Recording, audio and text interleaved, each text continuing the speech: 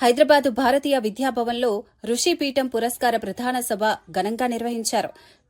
ఈ కార్యక్రమానికి భాగవత Virinchi doctor TV Narayana Rao సభ అధ్యక్షులుగా వ్యవహరించగా శ్రీ వేదభారతి వ్యవస్థాపకులు డాక్టర్ రేమెల్ల అవధానులు ముఖ్య అతిథిగా హాజరయ్యారు.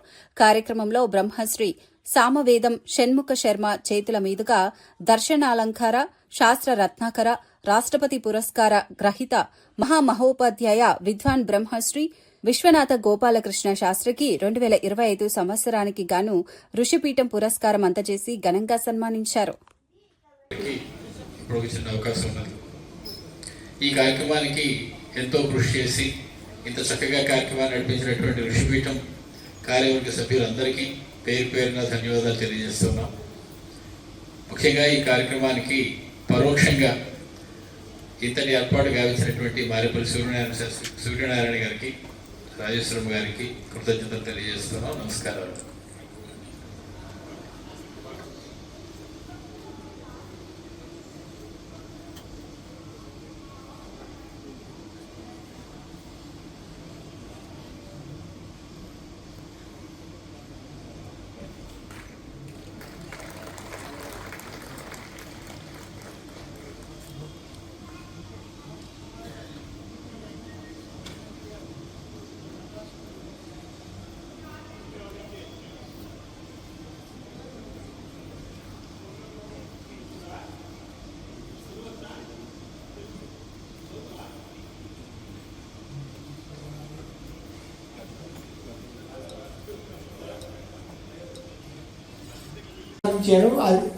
భగవత్పాదులు వారు, అలాగే అమ్మవారు కూడా వేదోద్ధారం చేసింది.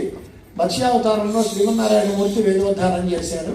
అంతేత వేదం ప్రచారంలో ఉన్నప్పుడు కాండత్రయాత్మదేశ ద్విజోధృతి అప్పుడే సమస్త ధర్మాలు చక్కగా ఉంటాయి. అప్పుడు 10 మంది చేత వాళ్ళు చేయించవచ్చు, వాళ్ళు చేయవచ్చు, అన్ని రకాల ఉంటుంది.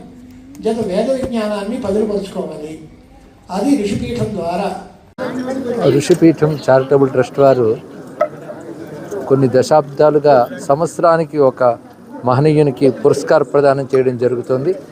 అలా ఆచార్య పులివేలి శ్రీరామచంద్ర గారు, బ్రహ్మశ్రీ మల్లా చంద్రశేఖర శాస్త్రి గారు, శిల్పశాస్త్రంలో గణపతి స్థపతి గారు వీరందరికీ చేస్తూ ఈ ఏడాది అటు వేదంలోనూ ఇటు వ్యాకరణాది శాస్త్రాల్లోనూ మహాపండితులై బహు దశాబ్దాలుగా పీఠాధిపతుల చేత గౌరవింపబడుతూ ఎందరో శిష్యుని తీర్చిదిద్దినటువంటి మహనీయులు, మహామహోపాధ్యాయులు బ్రహ్మశ్రీ విశ్వనాథ గోపాలకృష్ణ శాస్త్రి గారికి పురస్కార ప్రదానం జరిగింది. మన శాస్త్రాలని, మన ధర్మాలని కాపాడుకోవాల్సిన అవసరం ఈ పురస్కార సభ ద్వారా తెలియజేయడం జరిగింది.